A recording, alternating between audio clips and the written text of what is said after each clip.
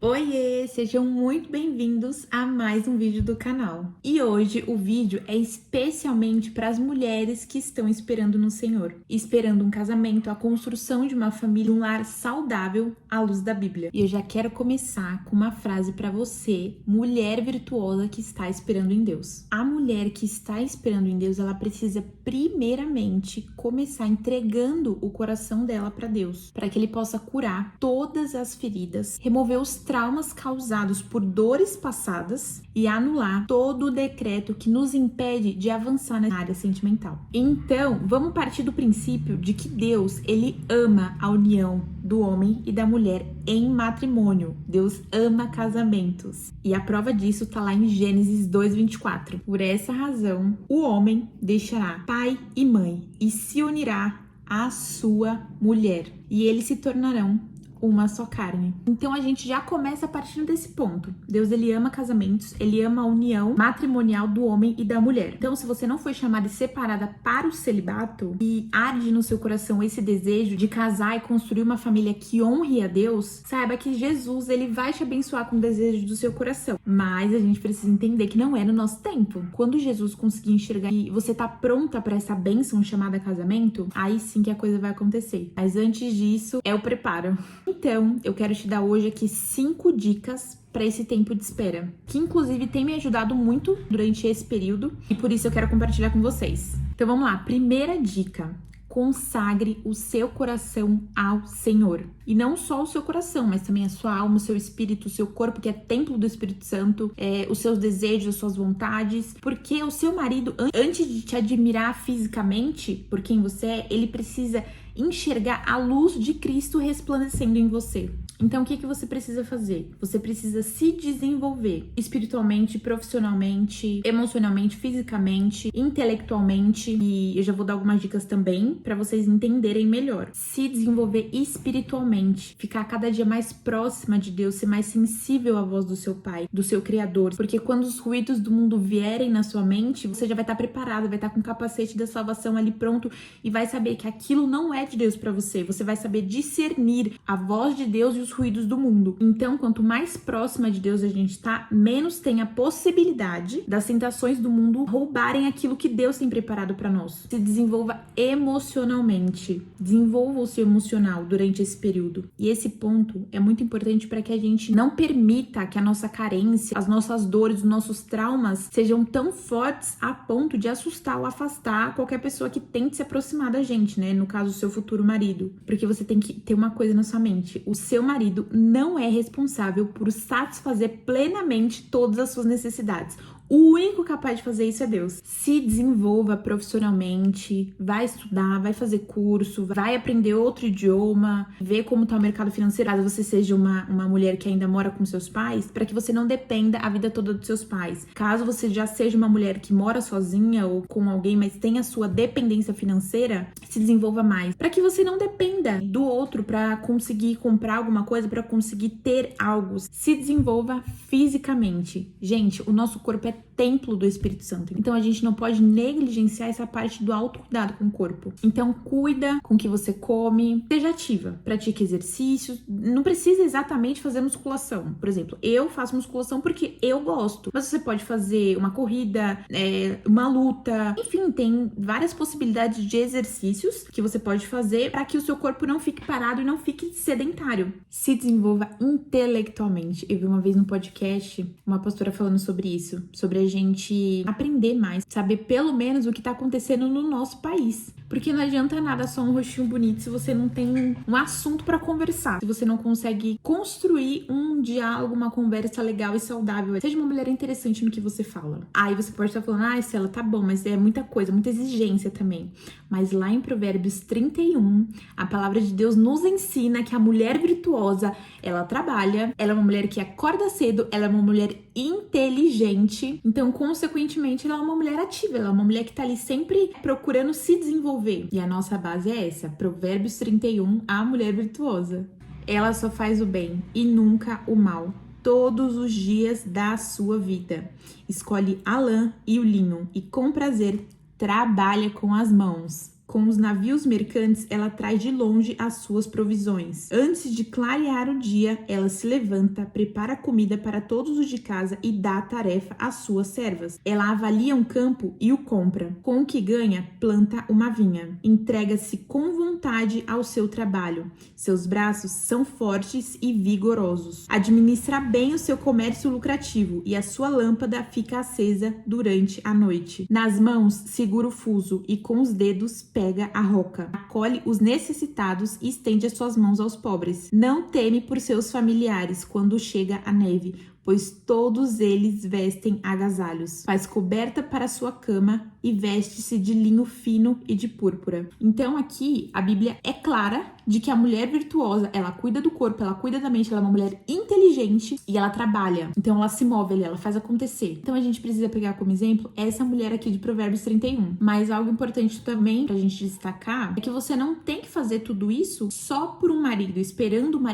ser a mulher perfeita pro marido. Não, você precisa fazer isso pra Deus, mostrando que acima de tudo e de todos, Jesus ele pode contar com você. E faça também por você, para que você se sinta bem, para que você tenha plena confiança em você, no seu potencial. E quando alguém, qualquer pessoa, for tentar te diminuir, você saiba o seu valor, você saiba o quão preciosa você é para Cristo. E aí assim você não vai se frustrar, se chatear com qualquer opinião, com qualquer coisa negativa que vier tentar te atacar. Aí puxando o gancho nesse assunto sobre o nosso valor, lá em 1 Coríntios 7:23, Paulo vai nos advertir.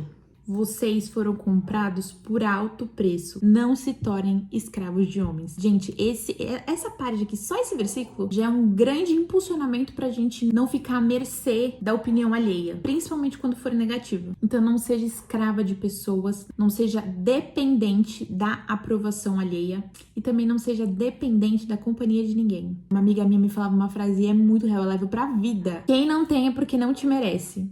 E às vezes a gente fica muito dependente de pessoas, principalmente nessa fase de espera. Em muitos momentos Deus nos separa, nos afasta, nos tira de certas mesas e a gente fica sofrendo, né, por isso. Seja uma amizade, seja um possível relacionamento que você achava que era bom, mas Deus ele vê, ele sabe de tudo, ele te afastou dessa pessoa e você ficou chateada. Mas não force, não tente forçar nada, não tente forçar ninguém a gostar de você, ninguém a ficar com você. Não force nem mesmo ninguém a falar com você. Se a pessoa não quer, não force. Se uma porta se fechou, não tente arrombar, porque é muito melhor uma porta fechada por Deus do que uma porta aberta pelo mundo. E o que for pra ser seu, coloque na sua cabeça, mulher, o que for pra ser seu, o próprio Deus vai se encarregar de colocar no seu caminho. Você não vai precisar forçar nada. E, consequentemente, os que não forem, ele também vai tirar. Então, não seja dependente de nada nem de ninguém além de Cristo Jesus. Sabe? Às vezes a gente fica dependente de elogios. Não seja dependente de elogios. Não deixe que isso se torne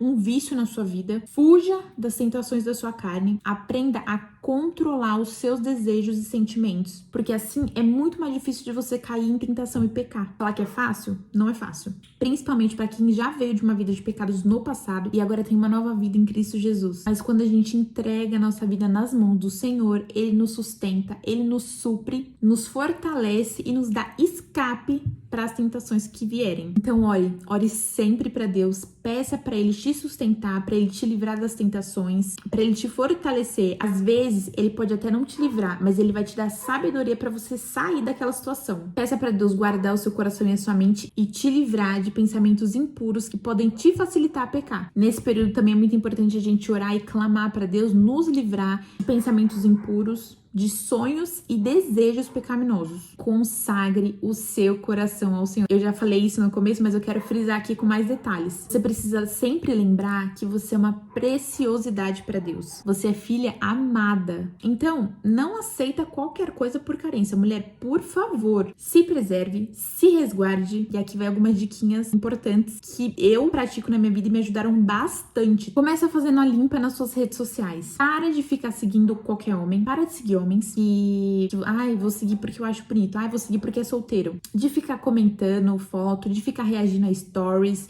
de ficar indo atrás. Para com isso, mulher. Você é uma princesa preciosa de Deus. Você não tem que ir atrás de ninguém. Não fica aceitando qualquer convite, pra jantar, pra orar junto, pra jejuar junto. Porque às vezes a gente tá na carência e a gente aceita, mas não tem problema, eu vou aceitar só por aceitar. E Deus tá ali falando no seu coração, não aceita. É claro que a gente também não vai ser uma pessoa totalmente indisponível, né? Se você orar, sentir no seu coração de que sim, é de Deus pra você ir, pra você fazer, você faz. Mas agora, se você perceber que é só por conta da carência, não faça, não vá. Se preserve, mulher, não fica passando seu número pra qualquer pessoa, porque às vezes você fala, mas ele é tão bonito, eu vou passar só meu WhatsApp. Não, a beleza é enganosa, você precisa lembrar disso. E existem muitos lobos em pele de cordeiro só procurando uma presa fácil. Então, se mantenha em alerta, porque são nos pequenos detalhes que Satanás vai te induzindo a abandonar a sua bênção. Ele não pega de uma vez. A gente que vai dando de bandeja pra ele, aos pouquinhos, sabe? Nos detalhes, nas migalhinhas que ele vai jogando no meio do caminho e a gente vai pegando, são nessas pequenas coisas que ele vai roubando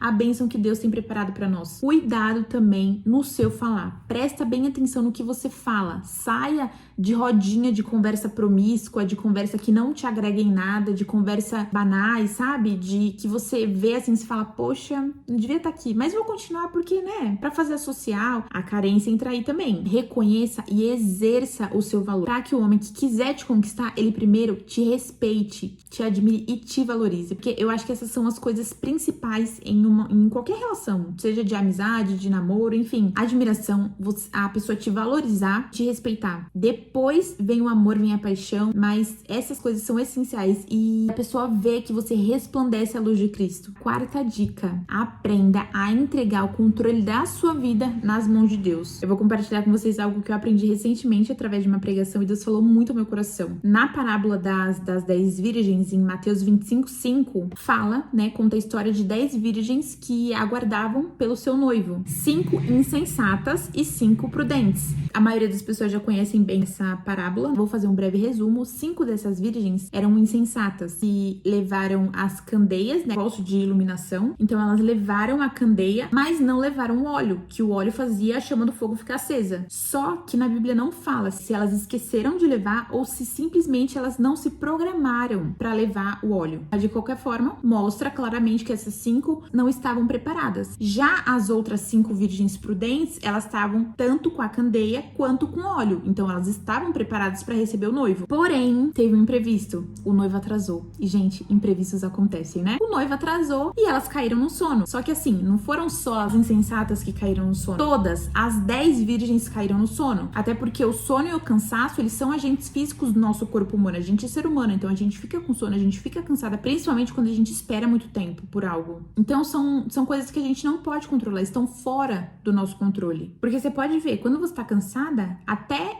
em pé no ônibus você dorme, porque o sono e o cansaço não tem escapatória. Mas ok, o noivo demorou, atrasou, mas chegou. Apesar de todas terem dormido, as prudentes tinham ali todo o equipamento, né, os instrumentos necessários para aquela ocasião. E elas foram pro banquete com o noivo, enquanto as insensatas não conseguiram ir, porque elas estavam sem o óleo. E aí elas foram comprar o azeite, né? Na Bíblia fala que elas foram comprar o azeite, só que quando elas voltaram já não dava mais tempo, porque eles tinham ido embora. Tá, mas o ponto principal, o que eu quero falar com isso? A gente precisa sempre estar em alerta, estarmos sempre prevenidas, porque imprevistos acontecem, situações que não são planejadas estão aí para acontecer a todo tempo com qualquer pessoa, ou seja, a gente precisa estar sempre vigilante, atenta e preparadas, porque ciladas vão surgir para te enganar, pode ter certeza. Mas se você tiver equipada com o que Deus te falar, você não vai perder a sua bênção, você vai estar preparada quando chegar o dia mau, quando chegar um imprevisto, quando chegar essa cilada. Esse é o ponto, esteja preparada em qualquer ocasião, porque a gente não tem controle de tudo, mas o que a gente tem controle a gente precisa fazer. Então tome posse, mulher, e faça bem feito em nome de Jesus. Agora o quinto e último conselho: pare de expor as suas feridas nas redes redes sociais. E eu não digo nem ficar choramingando em comentários, porque eu cansei de ver isso, gente, mas também de ficar se expondo, sabe? Essa necessidade de mostrar todo o tempo que você tá esperando em Deus. Hashtag escolhi esperar.